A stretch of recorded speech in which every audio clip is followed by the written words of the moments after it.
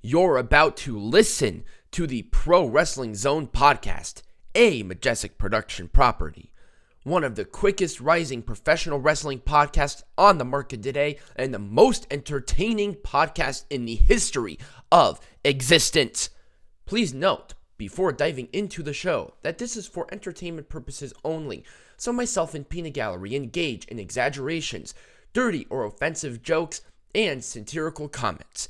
If you are a triggered little snowflake who gets professionally offended, this is not the podcast for you. If you do enjoy our work, we ask that you contribute to our Patreon page at patreon.com/MajesticP. Contributors get access to the Discord, vote on what topic we cover, and enjoy exclusive content such as pay-per-view watch parties. Here's a sample of that from NXT TakeOver Portland. What about the other company that Bobby Fish and Kyle O'Reilly went from? Oh, ROH? The one that they were signed exclusively to. Oh, Ring of Honor? Oh, that's going to be a lot of fun. Oh my God.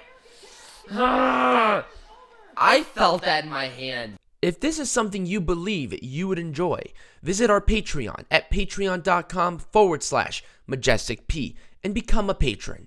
This ensures that we continue to entertain you for years to come. Without further ado, sit back and enjoy the show.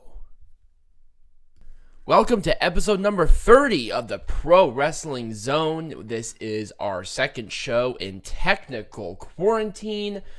Yay, quarantine. How are you enjoying the Peanut Gallery? Help. Yes. Me. So anyway, but I mean, we are obviously coping relatively well, if you can say that. But we're talking about our first what-if scenario, and we're getting a lot of attention. Oh, no, it's not a first what-if. It's our second what-if scenario. What was the first one? What, the Union. You yeah. dumb shit. Duh. Okay, well, you know what? Good Lord. We're going to do a topic that's unrelated to tragedy. We're going to talk about what if the Shield had never formed. Yes. But first, let's talk about some news. So, what happened this week? What's happening this week? Oh, WrestleMania is being pre-recorded. Yes, it's being taped. This is not the first time, though. Some of the WrestleMania second shows were pre-recorded. Oh, really? Oh, okay. Yep. All right. And so apparently, yes, WrestleMania is being pre-recorded. So in order to not have any spoilers, we are going to do predictions a little early, yes, i.e. probably tonight for those shows. Yep. So if you see that on our Instagram, that's what's going on. The other thing I heard today is that Rebellion has been canceled. That's what I heard as well, but I think Rebellion is too far out to make that call. Nope, they're in New York City, and they probably have orders to cancel. Oh, that's right, they're in Rebellion. Okay, if you're going to do Rebellion, I'm sorry, I would relocate it. I would relocate it to Vegas, preferably, for obvious reasons. Right. But I would just relocate it. But it is still within that 60 days where the government said we don't want people, we don't want big groups. Oh, okay, that's right. Because it's still in April, so that's why I'm willing to bet you it's going to be rescheduled. Maybe for here and maybe for the same weekend that Double or Nothing is in town. I'm just throwing a couple things out there. Right, and that's not within that 60-day period. Right. So I know that Double or Nothing is not going to be gonzo. Right. Which is good. Of course, that's unless they make some other recommendations, but we're still too far out to really see the effects of it. But yeah, I guess WrestleMania is being pre-recorded. Yes.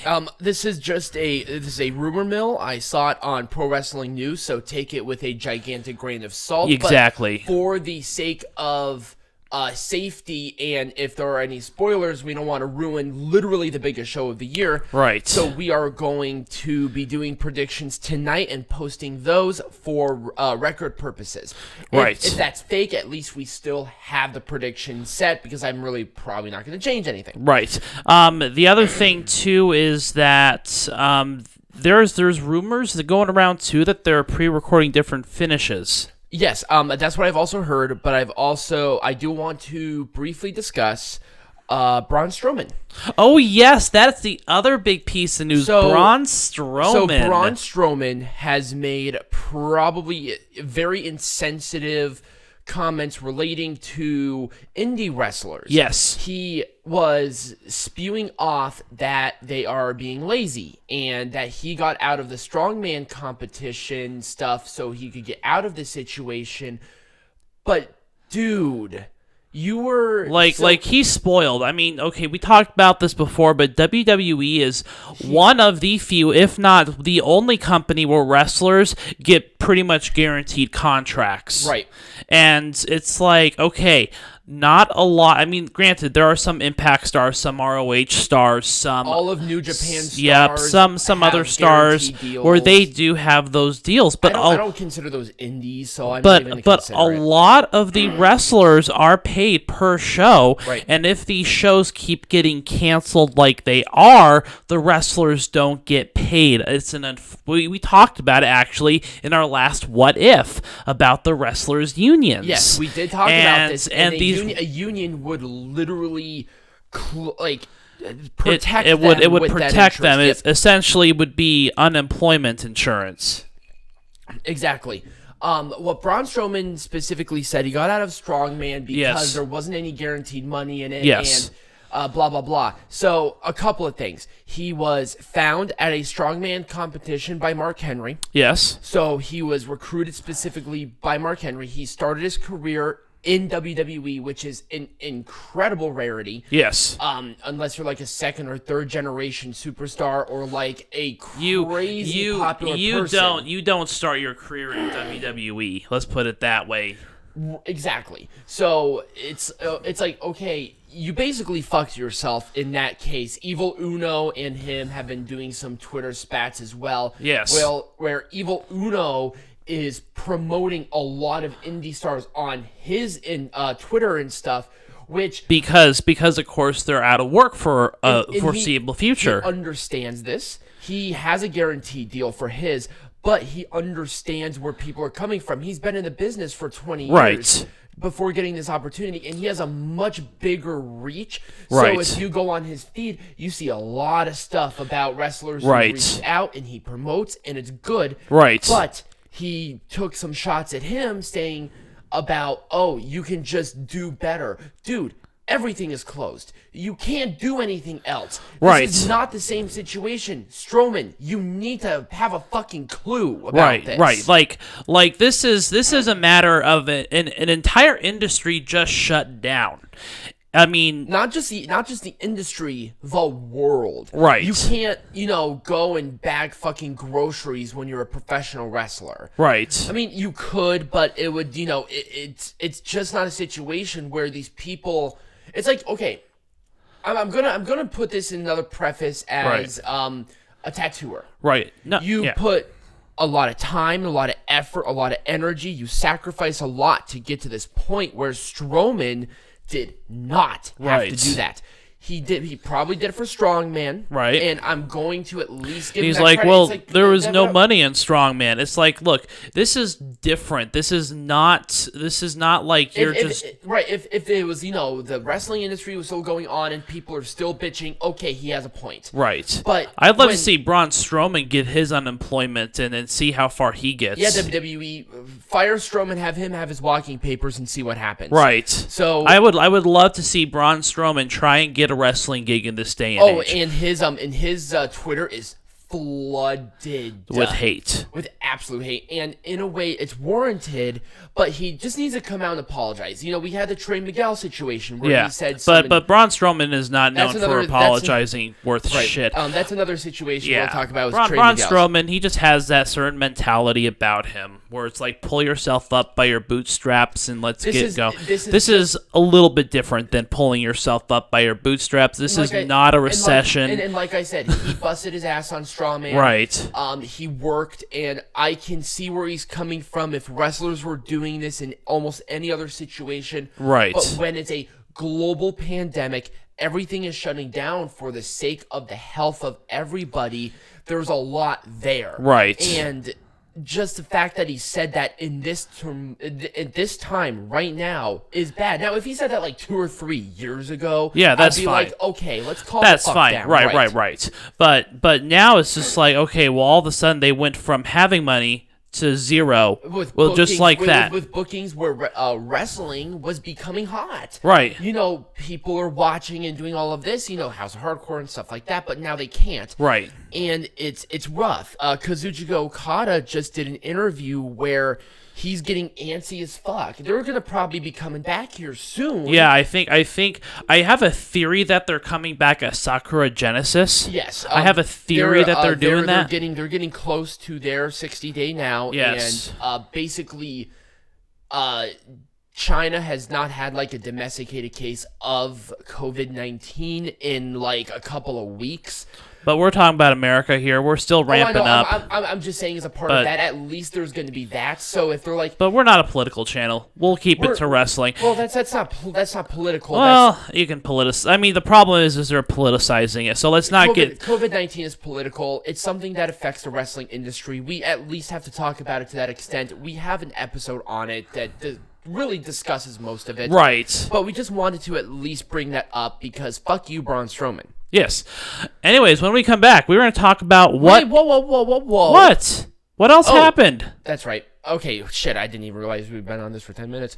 So anyway, I'm like, okay, well, what's going on here? Is there any other news that you need to discuss, or what's going on? Not that I'm aware of. Japanese wrestling is coming back next week. I can't remember Stardom. Oh, Stardom's coming back. Stardom is coming back. That's a good sign. Stardom's coming back next week with fans. That's good. And I think it's like limited to the amount of fans, but right. They are having fans. They're having fans coming back. Positive sign. And NJPW has not yet announced their first show, but expect that here within the next week. Oh, absolutely. We'll probably hear from them. They basically whooped its ass. Right. Was there anything else that you probably thought of as a part of wrestling? Not that I know of. The Gronk. Oh, yes. Rob Gronkowski showed up on last week's SmackDown. Yes, he did. Did you watch it? No, yes and no. Well, I watched parts of it. So basically, he was just shooting this shit. I thought it was fun. I kind of liked it.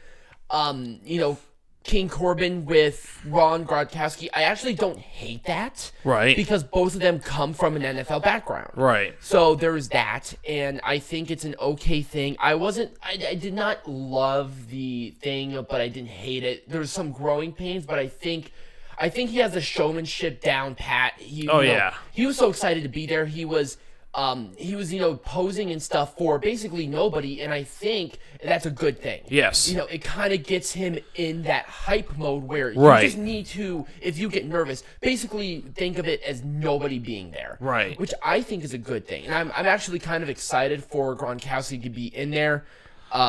He's been watching wrestling forever.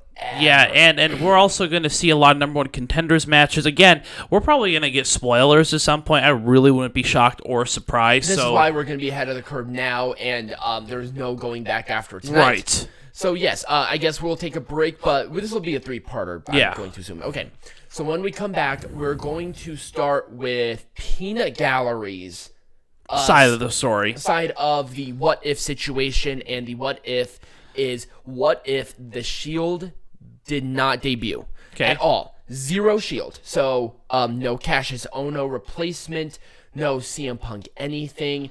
They just showed up as any other wrestler from NXT to WWE. Right. So that is the only really stipulation about that is that they do not form the Shield. The Shield never exists in this timeline. Right. So we'll be right back. Yep.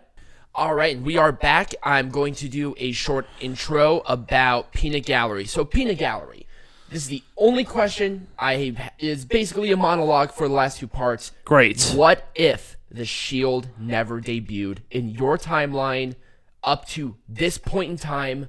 Go. Or when they broke up. Right. Go. Perfect. So this is what may happen if the Shield never, ever formed as a team. So imagine it being, when did they debut? 2012? Yes. Okay, so 2012. And if you look at the climate that 2012 was in, and you look at the Shield's initial, I guess, I don't know, debut or the Shield's initial, like, what was the picture of the WWE landscape like before the Shield came in? And I believe that they were the helpers for CM Punk, right? Yes. So the main event scene kind of looked like this. You had it was CM Punk, John Cena, Ryback, those kinds of people. Yep. Del Rio, Big Show was still involved. Kane was still involved. This is like before Authority. Right, okay, perfect. So if the Shield never debuted, the first thing that comes to my mind, because I think it's the one that everyone saw as the black sheep, is Dean Ambrose or Jon Moxley. And I think, and I believe that if the Shield was never a thing, Dean Ambrose would have never been a thing. Mm-hmm. I think what would have happened with the Jon Moxley, Dean Ambrose character is that he probably would have languished in NXT before he left.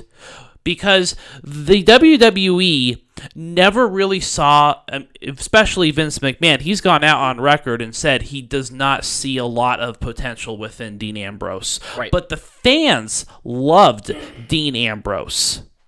Or Jon Moxley. So I still think that he would have gone on to success around this point in time in AEW and in New Japan, but he would have been released years before. He would have been released back in 2014 and would have spent years in Japan before coming up. So I really do think that we would have seen Jon Moxley as we know Jon Moxley today, but we would see him as more of a New Japan sign over akin to Kenny Omega rather than a WWE star going into jumping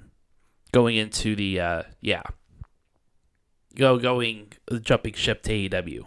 So that's how we would see him. Let's formulate a thought and speak, Peanut Gallery. Okay. We've been doing this for a while. I know. Okay, so let's talk about the second member of the Shield, which I have a little bit more of a dialogue about, because, like I said, I think Dean Ambrose or the Jon Moxley character would have just stayed on NXT and would have been released from contract. Seth Rollins. Now, that is an interesting one. I believe that Seth Rollins would have stayed in NXT a little bit longer. I do believe that Seth Rollins would have jumped to the main roster, but maybe a few months or up to a year down the road and would have joined the Authority at that point in time. I think that he would have stayed in the mid-card longer, and I think it would have only been the last year, so around this point in time in Mania, where we would have seen him as the main event star that we see him as. But even today, if you look at the trajectory of Seth Rollins, he almost fits into that card more than he fits into the main event. He fits into the mid card because he's always with tag teams. He's always with, he's always in a formation, in a team with somebody. So do I see Seth Rollins as much of a leader as he is if he wasn't a part of the Shield? And my answer to that is no. Because if you think about it, it was Seth Rollins who broke out first. It was Seth Rollins who became more of that leader. And initially, it was Dean Ambrose who was kind of that leader, that spokesperson. But really, Seth Rollins kind of took the reins on that. And so I don't believe that we would have seen Seth Rollins be the leader of as many teams or factions as he is today. And that's the main thing with Rollins. Now, let's get the elephant out of the room here. Roman Reigns. Now, this is an interesting one. And I don't think a thing would have changed about him.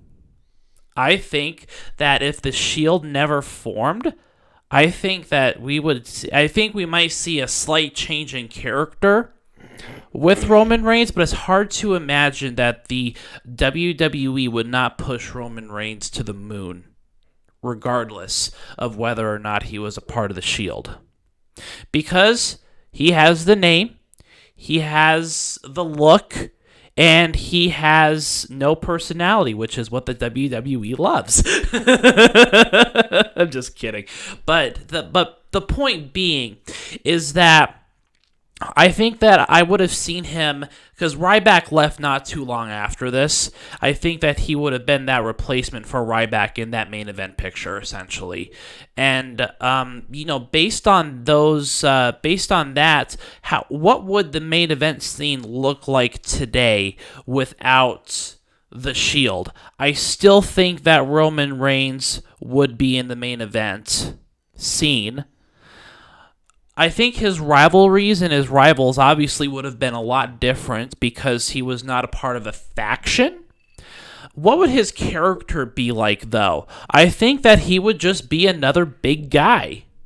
I don't know specifically what type of ring gear or attire he would have, because he never really changed any of that ring gear or attire from his days as a part of the Shield.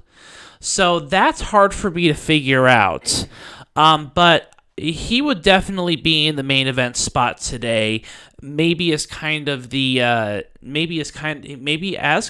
enforcer of sorts. Now, would that change the trajectory of CM Punk and his reign as the WWE champion? And my answer to that is it might have. It might have changed CM Punk's destiny as the WWE champion, at least within the context of Survivor Series 2012. I don't know what more I can say about it. I mean, that's kind of what I think would happen if the Shield never had formed. If it never had formed, because it's so long ago now and things changed so radically within the WWE, I think that we might have seen CM Punk a little bit longer. We might have seen Ryback a little bit longer. And we might have seen a little bit more John Cena. But I think that the Shield came in because they needed to pack a punch, because they knew that those three were kind of nearing the end of their careers. And so the Shield, I don't think the Shield was even a thing in NXT, was it? It was. It was, okay. But think back before the Shield was formed. Where were those three before the Shield was formed? You got Dean Ambrose, who was just a regular guy. Basically, all of them except Seth Rollins were just guys. Right. Roman Reigns wasn't even a main eventer because Rollins was the one who won the NXT champion. Right. And when he won the NXT champion, he was still the headbanging, I wear short tights Rollins. Right. But the Shield formed. So basically, the Shield formed in NXT. I think a month or so right before they left. Right. So we never really, but we got to see the three of them as separate entities. Yes. It was. They were very generic because at this time NXT wasn't NXT. It was FCW at the time. Right. So if you need more of a character flush out of what FCW was, the Ruthless Aggression era thing have a specific FCW yes, they thing do. Because that was a farming system up until I think 2011. Yeah. So, if you want an example of what might happen, what the characters might look like I said, I think that Roman Reigns would have evolved into kind of an enforcer-looking gimmick just because he is a big guy. And he has that family connection. And so they really want him to be, I think that Vince would have still pushed him to the moon. Do I think it would have been a little more natural? Absolutely. I don't think it would have been as forced as it was. I think it would have been better overall for Roman Reigns because he would have had a natural kind of push. And if he wasn't a part of the Shield, what could you base his character off of?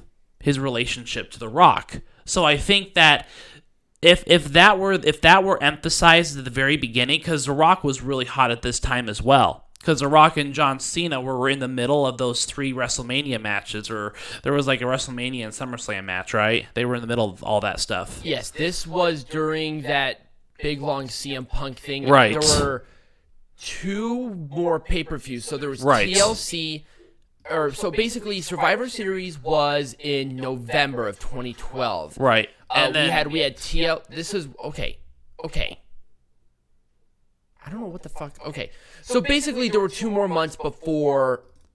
Okay, there we go. I don't know what the hell that was. So we had a TLC in December, and then January 27, 2013, that's when CM Punk lost the WWE Championship to The Rock. Right. And then we were just outside of what was going to happen. Now, my theory is going to be drastically different than what yours was. Yeah. And we'll cross that bridge when we come back. But you know, I think my point being is that after The Rock was going to leave, I think that it would have been Roman Reigns and John Cena for a while. And again, they would have focused more on his relationship to that family rather than his association with the Shield. Right. Seth Rollins would have probably still adopted that headbanger gimmick, but I think because Seth Rollins was the one who was the most radically different, he would have adopted those new personas, and I don't think much would have changed at that point. Like I said, 2012, it might have not seemed a long time ago, but in the context of the wrestling industry, that was a hell of a long time ago. Especially in WWE. Yeah. You know, I think this might affect other things as well. The Authority, I don't think would have had Seth Rollins in it. I think someone else would have taken Seth Rollins' place. And I don't know who that would have been. I'm trying to think about who that might have been.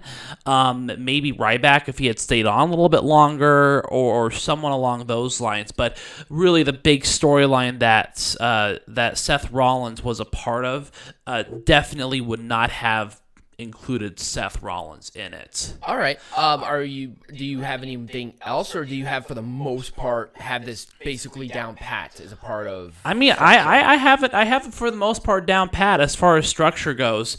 If you want to know, like I said, where they are today, I don't see too much of a change in that, but I think that their association with the Shield especially helped Dean Ambrose win his world title. But again, if it was not for the Shield, I don't think we would have seen Dean Ambrose on the main roster. Right. All right. So when we come back, we'll have my part of the scenario. What if the Shield never debuted together? And I will give kind of the same thing as mine, but I have some differences. Actually, I have quite a bit. Okay. So we'll be back. And we are back. That was interesting. So with my scenario, I've kind of had more of a fleshed out where these people are going to be. Because at this time, this was where Dolph Ziggler was like getting kind of semi-pushed. And this was where, Wade Barrett was no longer a part of the Nexus, but he was still kind of in the main event, and he was rivaling with Randy Orton.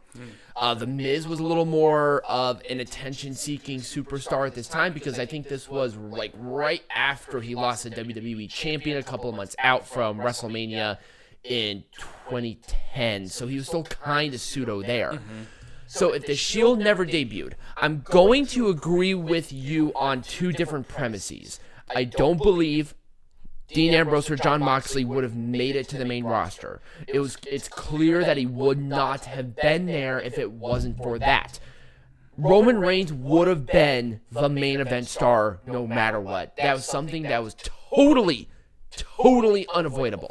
But do you think it would? But do you think that if he wasn't part of the Shield, the emphasis would be on his connection with The Rock instead? Yes, and I feel like he would have more of an uphill battle to keep hold of that as a part of, like, at least for the long term. I don't think it would have been as obvious if it wasn't for the talent with Seth Rollins or Dean Ambrose next to Roman Reigns. I think he would have still stood out a little bit more without it. Right, but, so but I think that family history really would help, because Vince McMahon, you know how he is about the noise. Basically, like, Roman Reigns' force pushed wouldn't have been so grassroots obvious. And I think he actually would have done better overall if he wasn't associated with the Shield.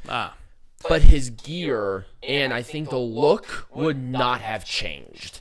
I think that was kind of it because I believe they actually built a lot of it around Roman Reigns after the fact. Oh, really? Oh, okay. Yeah. They debuted in like the little sweater vest. That wasn't always going to be the case. Right.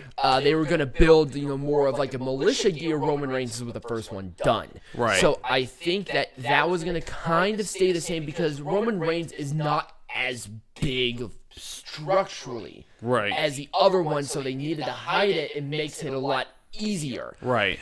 I don't believe Dean Ambrose would have made it to the main roster either. Vince McMahon wanted somebody else other than Dean Ambrose, I believe, and then CM Punk was the one who thought of Seth Rollins, Dean Ambrose, and Chris Hero. Oh, really? Because, yes. Or Cassius Ohno. Okay. Instead of Roman Reigns, but, they really pushed Roman Reigns. CM Punk kind of said, okay, whatever, as long as I get these three up here. Right. Because the original thing was that the Shield was going to happen, but they had two other people in mind to join CM Punk directly. It was supposed to be CM Punk, Dolph Ziggler, and The Big Show. But CM Punk wanted to bring three people up automatically from NXT to do something different. Oh, okay. So, and he was sort of frustrated at this point, but I think I have kind of a scenario of what they wanted to do with it because it kind of ties in. So essentially what you're saying is they had a plan to put CM Punk together with a few people. Yes, they were going to do that anyway, but CM Punk was still going to be the leader WWE champion going into WrestleMania for the most part. Oh, okay. And then... except losing to The Rock, I think that was always kind of there, and CM Punk really did not like that, but that's a story for another day. Right. With what I believe was going to be, what I think would have happened was to tie into the thing with The Rock, Roman Reigns would have been the heavy for CM Punk directly. Rollins would have come up at a different point in time, but I don't believe he would have been the main eventer that he is now. Right. Because he always, has a high where he's Universal Champion or whatever, and then he goes immediately back down to mid-card. I think he's the workhorse mid-card. I think that's where he belongs for the most part. Right. Yeah. And then at this point, I think that after a while he would have gradually come up to the main event scene. I think it's inevitable. Right. But he would have been mid-card. He basically would have been in the Kofi Kingston spot, but I think he would have progressed above it around this time now. Right. But I just don't think he would have had the WWE champion or anything if he did not churn. Yeah. The authority was a thing already. Right. I think Batista would have stuck around from that point because he wanted to do something else. He did not want to continue to work with the Shield. I don't think the Wyatt family wouldn't have been as big if it wasn't for the Shield because some of the best matches were the Shield versus the Wyatts. The authority wouldn't have been as strong because they didn't have Seth Rollins. Seth Rollins was a pivotal part of the authority.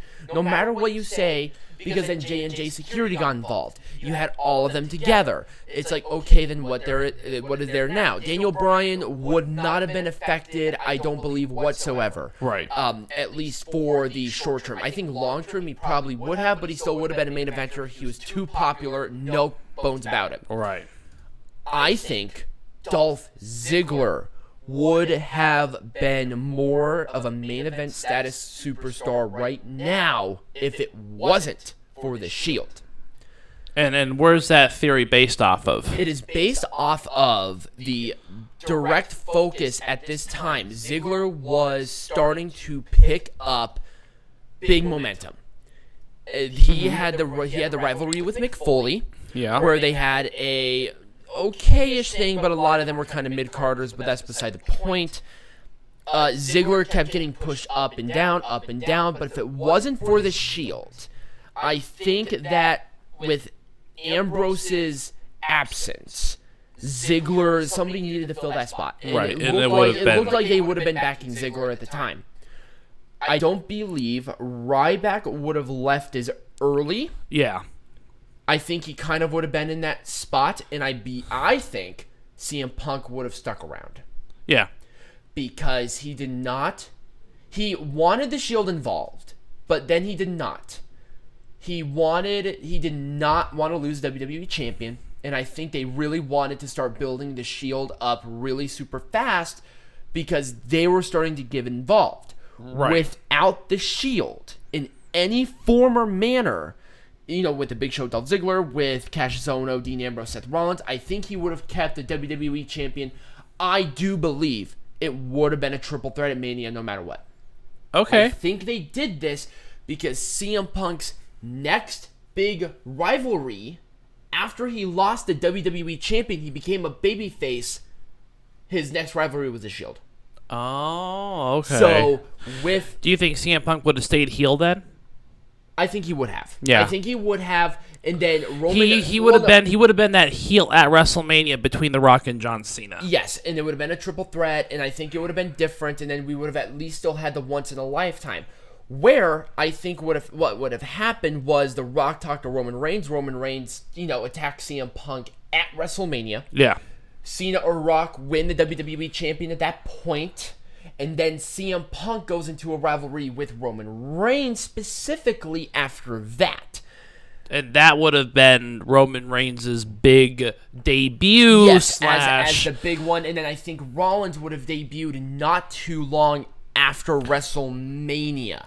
But not with Roman Reigns, obviously. No. He would be involved maybe with doing a rivalry with someone along the likes of Dolph Ziggler, right, or Daniel Bryan, or Alberto Del Rio, or someone like that. Yes, absolutely. That's kind of where I'm seeing that trajectory go. Okay. I think Dean Ambrose probably would have gone to an Impact Wrestling or ROH or Ring of Honor, or maybe even a New Japan, because this is kind of when New Japan started to get some talking. Right. They're still very early into the rise of the New Japan that we see today. But with him lingering around, he would have done what Juice Robinson did. He would have left NXT, maybe go over there, cut his teeth a little more, became a young lion, and then kind of been there. I don't think he would have been as big as he is right now without the Shield. Oh, absolutely. Without his association with the WWE, he would not. He would have been, because the Shield for a very long time was the big talk in wrestling. Everybody wanted to see Roman Reigns, Dean Ambrose, Seth Rollins, right, in a match as against each Shield, other. Right. The reason why he won the WWE Champion was because people gravitated to the authenticity that was Dean Ambrose at the time. Right. That's why they got behind Daniel Bryan. Right. They would have released him. He would have gone on to much bigger and better things, but he would not be the Jon Moxley that we know today. That would be a couple of years down the road, I believe. Obviously, we did not know at this time about, AEW, the rise of New Japan. This did not exist. Right. So it still would have been... It was all the WWE. That was people's big ticket, because at this time, too, Impact, or it was TNA at the time, was going downhill quick. Right. And everybody was going to jump ship, and this is where they would have jumped ship to. Yep. So, like I said, I think that we would have seen Ambrose in NXT, and maybe make himself a big star there, but I don't see him going much beyond that. I don't see him go to the main roster. I don't see it It's kind of like a Johnny Gargano or Adam Cole today, right, where they are huge stars in their own right. I mean, if Johnny Gargano showed up on AEW tomorrow, everyone would immediately know who Johnny Gargano is. Right. But this was a different time. NXT was still seen as the farm. It wasn't seen as a brand equal was the to farm, because NXT was still very, very small at this point. And it was not seen as the third brand juggernaut that it's known as today. Right. But it's a very real possibility that he could have made a name for himself in NXT. He would. It was just the timing. I think the timing of it was off. Right.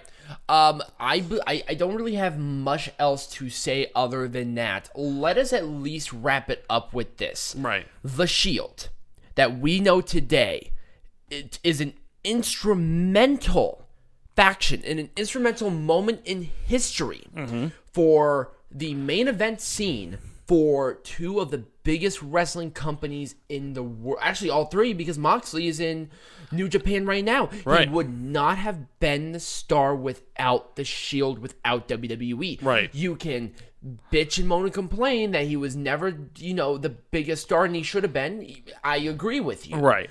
But this was a great team. They were great together, and it was They had a great rivalry with each other. Yep. And with the monotony that was WWE at the time, it was a breath of fresh air. Right. One of the greatest stables in modern wrestling. Yeah. And I believe they should be in the conversation as one of the best three-man stables of all time, next to Fabulous Freebirds, next to the Von Erichs, Right. next to they were kind of the evolution of this era. Yep, they were the evolution. This was the keynote of this is your main event scene 10 years on. Right. And we see that today. Obviously, it's a little difficult to see with outside forces, but Right. this was it. And if you can look back at this match between CM Punk, John Cena, and Ryback, and you get chills because you see it's like, oh man, this is big. Yeah. No, at that point, never thought about it anything different. Right. Because they had tag team champions, United States champion. They were kind of lingering, but they started to pick up that momentum, and they became one of the biggest factions of all time. Right. So I really have nothing else to say. I have nothing else to say either. I'm pretty much out of ideas and out of things. So next week, we are going to do another big topic. We don't know what that is going to be. I know what it is. Oh, okay. I know what it is. What is it? It's debut of Dark Side of the Ring. Okay, perfect. So we're going to do the debut. The first episode, it's out right now on Vice's YouTube channel. It's a two-parter. It is the story of Chris Benoit. And then we'll do another topic as well. Yes, we'll do another topic, but that's going to be the big conversation. That'll be the big conversation. And we are going to be covering every single episode of The Dark Side of the Ring as they come out. Sounds good. So, yes, be sure to follow our social media wherever you are. Follow the podcast to keep up to date. We are on Sundays at 4 o'clock, unless there's a pay-per-view. You can join us on our Patreon, and you can watch the pay-per-views live. We get drunk. We do silly shit. We have Goldie. It's all good fun. All good, clean, Christian family fun, people. Okay, That's whatever. That's what we get in this motherfucker, bitch. So anyway, I can't believe we have sponsors. Anyway, I'm going to sign off. Thank you guys for listening, and as always, be majestic.